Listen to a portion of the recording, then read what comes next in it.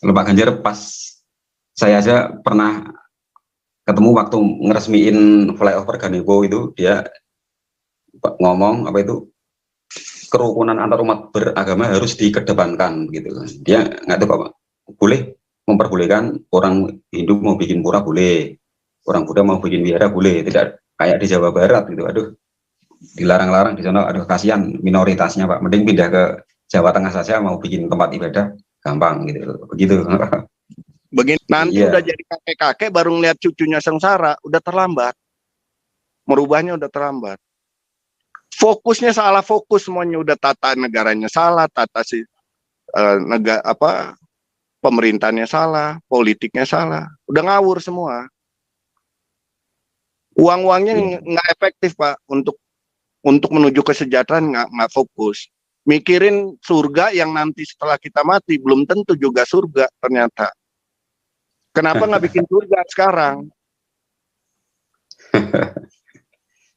Semasih hidup ini bikin surga, sejahterakan rakyatnya.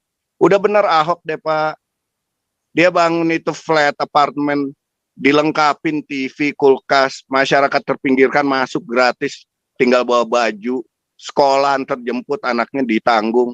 Anies apa dari Yaman nih? Apa? Iya. Rumah zero down payment-nya mana? Kelebihan bayar semua. Nah ini masyarakat harus terbuka. Ini loh, kita bernegara, jangan ngomong agama, nggak penting. Karena mereka para Wahabis ini yang sejak 1973 sampai 2019 itu mendapat tempat yang terhormat di Arab Saudi dan banyak yang kaya. Dengan perubahan di Arab Saudi, maka mereka lari Pak, mencari negara. Di negara mana kita ini bisa berkembang? Ya negara yang bisa berkembang adalah Indonesia. Mereka banyak datang ke Indonesia bawa modal dan lain sebagainya dengan bahasa Arabnya dan lain sebagainya, dibodoh-bodohin. Masuklah itu melalui pendidikan, masuk melalui agama dan lain sebagainya. Nah, Indonesia yang sekarang menampung limpahan daripada akibat reformasi di Arab Saudi. Indonesia yang ketiban pulung, limpahan, bukan limpahan yang enak ini. Nah, mereka lah di sini berkembang. Jadi kalau kita tidak heran betapa di Indonesia ini sepertinya pemerintah Indonesia lemah. Karena mereka sudah masuk melalui berbagai saluran yang tadinya dimulai sejak tahun 1800-an ya. Itu Wahabi sudah masuk di Indonesia dan sekarang makin kuat lagi. Makin kuat. Nah, kalau Indonesia tidak hati-hati menangani ini, Indonesia bisa bablas.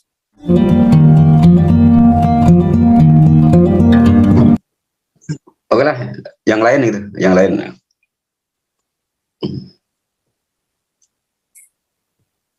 Banyak Arab Pak di Jawa Tengah Pak. Yang lain mana nih? Kok pada ngilang semua nih? Di Arab banyak komunikasi Arab di Jawa Tengah Pak, maksudnya sorry. Oh, jarang Pak, saya jarang lihat.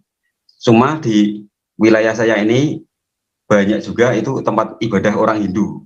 Itu sampai dalam satu kelurahan itu sampai ada 3 itu viharanya. Kelurahan kan itu paling jaraknya cuma berapa kilo ya, sekitar 3 kilo sampai 5 kilo. Nah itu di situ itu ada tempat ibadah umat Hindu sampai 3 itu Pak.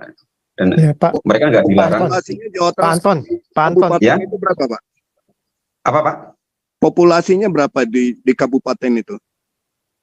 Di Jawa Tengah saya angka pastinya kurang tahu Pak. Menurut data statistik itu berapa saya kurang tahu. Yang jelas saya suka memonitor kerukunan antar umat beragama di desa-desa di daerah pegunungan yang jalanannya naik turun di wilayah saya. Itu Pak. Yang ada viharanya populasinya berapa Pak? Kabupatennya Pak? Jawa Tengah itu kabupatennya ada di yang ada vihara itu saya Pak, yang Bapak bilang ada 3 vihara itu di kabupaten mana dan di kabupaten itu ada berapa populasinya? Itu di Kecamatan Mijen Semarang. Itu viharanya itu sampai 3 Pak. Bahkan mungkin lebih ya. Apa itu? Maksud saya bukan wihara tapi pura, tempat ibadah umat Hindu. Pura-pura. Di kecamatan itu populasinya berapa Pak? Ada 1 juta orang? Nggak sampai mungkin. Ya, saya kurang paham itu Pak, jujur kalau populasi kurang paham, cuma di sini boleh itu mendirikan padepokan, misalnya di padepokannya itu ada unsur-unsur mistisnya kayak patung apa ya, patung yang budaya kejawen loh. Pokoknya Pak Anton, ya apa Pak Andi apa? ini yang saya lihat ini apa namanya peletakan batu pertama ini bangun Masjid Agung di Jawa Tengah ini Ganjar ini duit dari mana? APBN lagi ya? APBD? Kalau itu saya Nggak tahu ya. Tapi kalau Pak Ganjar kayaknya nggak seperti Ridwan Kamil Gubernur Jawa Barat yang bikin masjid 1 triliun itu nggak kayak gitu Pak. Kayaknya kalau Pak Ganjar itu lebih moderat seperti golongannya Gus Dur Pak. Dia itu kan Ya. Jadi 900 juta deh, 900 juta nggak sampai 1 triliun. 900 miliar, 900 M. Kalau Pak Ganjar pas saya aja pernah ketemu waktu ngeresmiin flyover Ganewo itu, dia ngomong apa itu kerukunan antar umat beragama harus dikedepankan gitu. Dia nggak tahu Pak, boleh memperbolehkan orang Hindu mau bikin pura boleh, orang Buddha mau bikin wihara boleh, tidak kayak di Jawa Barat gitu. Aduh, dilarang-larang di sana, aduh kasihan minoritasnya Pak, mending pindah ke Jawa Tengah saja, mau bikin tempat ibadah gampang gitu, begitu. Begini Pak Anton, Ya Pak. malah yang harus dikedepankan itu kesejahteraan masyarakat, bukan kerukunan. Masyarakat sejahtera, dia nggak mikirin lagi masalah kerukunan, itu otomatis Pak. Otomatis, kalau kita semua punya kerja, punya pendapatan, punya kesibukan, dia nggak pusingin yang hal yang masalah agama. Agama itu ranah pribadi. Kalau dia udah punya kerja, di tempat kerjanya udah berbagai agama, dia udah tahu jaga diri, yang penting profesional melakukan pekerjaan. Daripada bangun rumah ibadah triliunan, bawang putih aja kita tidak bisa bersaing lawan Vietnam, lawan Thailand. Sementara tanah kita, buang biji aja langsung tanam, cabai, lepehin dari mulut langsung bisa tumbuh. Kan bodoh, berarti fokusnya salah semua. Iya. Coba Jawa Tengah. Coba kalau negara Indonesia ini di perintah di apa tuh orang pemerintahannya kayak orang Israel yang otaknya itu otak Yahudi, pasti bisa maju kayak negara Eropa ya Pak, nggak kayak Iya gitu bisa ya. Pak, karena mereka fokus Pak, bukan masalah agama, walaupun mereka negara Yahudi, tapi bukan fokusnya bukan ke situ, fokusnya ke bagaimana masyarakatnya sejahtera Pak. Iya, Indonesia kan tidak, politisi kan hanya kekuasaan Pak, hanya duit. Nanti udah jadi kakek-kakek baru ngeliat cucunya sengsara, udah terlambat. Merubahnya udah terlambat. Fokusnya salah, fokus semuanya, udah tata negaranya salah, tata pemerintahnya salah, politiknya salah, udah ngawur semua. Uang-uangnya nggak efektif Pak untuk menuju kesejahteraan, nggak fokus. Mikirin surga yang nanti setelah kita mati belum tentu juga surga ternyata. Kenapa nggak bikin surga sekarang? Semasih hidup ini bikin surga, sejahterakan rakyatnya.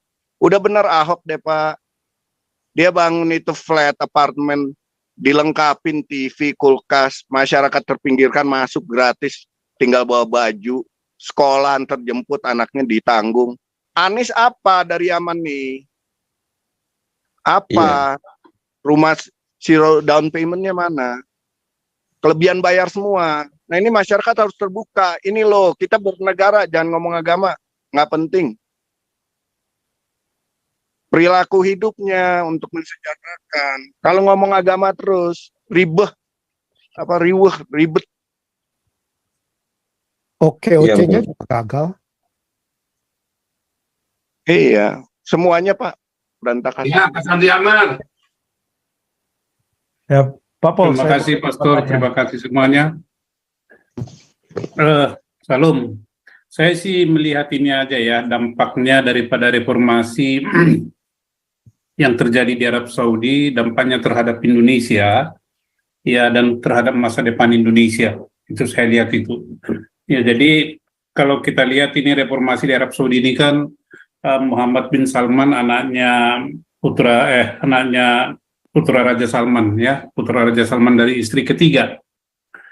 Nah, ini kan tadinya mereka Wahabi nih Pak, Wahabi sejak 1773 sampai dengan pertengahan 2019 itu Wahabi itu sangat keras di sana, di Arab Saudi, dan itu dipakai sebagai model, ya, sebagai model. Jadi sejak saat itu sampai dengan pertengahan 2009, tentu orang-orang Wahabi ini yang beraliran Wahabi ini banyak yang kaya raya ini, Pak. Tetapi karena situasi perekonomian di Arab Saudi sudah berubah dan perubahan ekonomi dunia, mau tidak mau Raja Salman ini melalui putranya itu Muhammad bin Salman ini melakukan reformasi, yaitu negara Arab Saudi yang terbuka, modern, ya, dan demokratis. Nah, ini kalau diperhadap-hadapkan dengan ajaran Wahabi itu sudah nggak cocok. Nah, Wahabi itu kan ultranasionalis, ultra sangat kaku gitu ya. Pokoknya kafir-kafirun aja di situ terus, nggak ada cerita, menyimpang dikit tebas, menyingkap dikit tebas. Nah, itu udah nggak cocok ini, mendukung daripada program reformasi yang digalakkan oleh Muhammad bin Salman ini. Nah, jadi tetapi di sisi lain dia tidak bisa, dia itu maksud saya negara Arab Saudi tidak bisa melepaskan diri dari identitas sebagai suatu negara Khadimul Haramain. Ya, Khadimul Haramain itu sebagai suatu negara penjaga dua kota suci, Mekah dan Madinah. Ini tidak mungkin ini. Jadi tetap mereka memerlukan legitimasi ajaran agama, tetapi ajaran agama Islam yang bagaimana? Yang moderat. Yang moderat. Nah, sekarang yang Wahabi ini yang sangat ultra nasional, ultra kolot lah ya, sangat fanatik, sangat kaku, pokoknya berbeda dikit tebas. Segala sesuatu ajaran yang sifatnya bidah, ya syirik itu berhala lah ya. Kemudian yang khurafat, ya khurafat ini pokoknya segala sesuatu yang bertentangan dengan adat kebiasaan itu dibabat habis. Nah, dalam konteks ini, karena mereka para Wahabis ini yang sejak 1973 sampai 2019 itu mendapat tempat yang terhormat di Arab Saudi dan banyak yang kaya. Dengan perubahan di Arab Saudi, maka mereka lari, Pak, mencari negara. Di negara mana kita ini bisa berkembang? Ya, negara yang bisa berkembang adalah Indonesia. Mereka banyak datang ke Indonesia, bawa modal dan lain sebagainya dengan bahasa Arabnya dan lain sebagainya, dibodoh-bodohin. Masuklah itu melalui pendidikan, masuk melalui agama dan lain sebagainya. Nah, Indonesia yang sekarang menampung limpahan, ya, limpahan daripada akibat reformasi di Arab Saudi. Indonesia yang ketiban pulung, limpahan, bukan limpahan yang enak ini. Nah, mereka lah di sini berkembang. Jadi kalau kita tidak heran betapa di Indonesia ini sepertinya pemerintah Indonesia lemah. Karena mereka sudah masuk melalui berbagai saluran yang tadinya dimulai sejak tahun 1800-an ya. Itu Wahabi sudah masuk di Indonesia dan sekarang makin kuat lagi. Makin kuat. Nah, kalau Indonesia tidak hati-hati menangani ini, Indonesia bisa bablas. Ini dampaknya. Ya. Ada tadi Pastor Paul bilang siapa yang hanya menghafal aja bisa masuk fakultas kedokteran hanya begini, itu apa namanya? Itu sudah luar biasa itu. Ya, kemudian ada hibah dikasih ke sana, dikasih ke rumah ibadah, udah nggak benar. Tetapi tanpa itu pun itu dana dari sana itu yang dimiliki oleh para orang-orang kaya Wahabi sini udah banyak masuk ke Indonesia. Cuma bagaimana memonitor uang dana yang masuk ke Indonesia ini, di sini nggak tahu kita PPATK atau apa ya.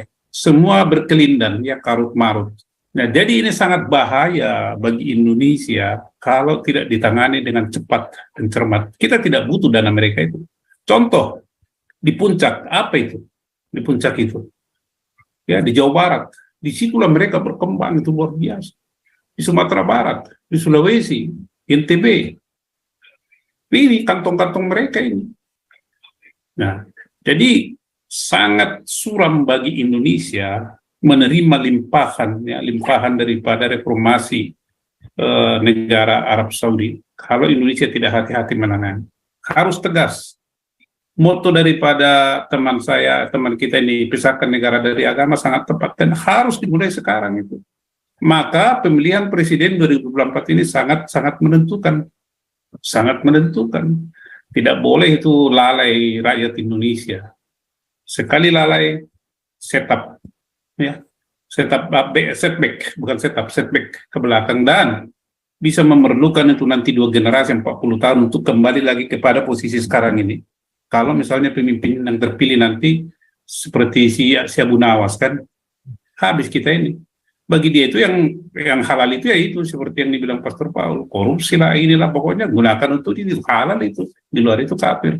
Nah ini yang saya lihat bahayanya bagi Indonesia akibat daripada reformasi yang ada di Arab Saudi. Tetapi kita ada kemungkinan kedua. Muhammad bin Salman ini kan lahir dari putra daripada Raja Salman dari istri ketiga. Ya. Di sana kan akan terjadi perebutan kekuasaan juga nantinya. Tetapi kalau misalnya itu terjadi, maka akan tambah kuat lagi Wahabi ini nanti. Kalau misalnya Wahabi kembali lagi di Arab Saudi, di Indonesia sudah bercokol, lebih cilaka lagi. Nah gitu loh. Jadi kita harapkan reformasi negara Arab Saudi bisa berhasil dengan baik, sehingga nanti akar daripada Wahabi itu memang tidak ada lagi di Arab Saudinya. Kalau di Indonesia dia berkembang, dengan adanya budaya ini nanti kalau diperhatikan pemerintah masih punya daya tangkal untuk melawan orang itu ya, budaya seperti yang dikatakan anak Jawa Tengah tadi, Anton Jawa Tengah, budayanya masih kuat ya, masih budaya kuat. Nah sekarang disinyalir Pak, disinyalir di Indonesia ini sudah terpapar itu paham Wahabisme itu sampai 30% dari penduduk Indonesia. 30% itu kurang lebih berapa? 80 juta. Bayangkan itu, bagaimana ini bisa Indonesia menangani ini? Semua masuk. Kita tadi tonton video, ada anak muda mensosialisasikan Pancasila di desa-desa. Malah dari pihak PLN menyuruh ustadz yang ustadz yang radikal yang ekstrim bertausiah. Itu kan sabot namanya itu. Nah ini pemerintah kalau tidak memperhatikan dan tidak mengambil tindakan tegas, bubar Indonesia ini, bubar. Itu aja yang saya sampaikan Pak Pastor, menjadi peringatan bagi kita semua. Seharusnya ini intel-intel di Indonesia kan sudah bekerja, mestinya. Tetapi kalau mereka juga sudah terpapar, mau bilang apa lagi? Ya satu-satunya goodbye sayonara Indonesia. We want to get back our free again, freedom, merdeka saja. Itu kalau saya jalan yang terakhir itu, the last solution. Terima kasih teman-teman, untuk kita tetap bersemangat ya. Yang jelas Indonesia di bawah awan gelap. Di bawah ada awan gelap sekarang. Terima kasih.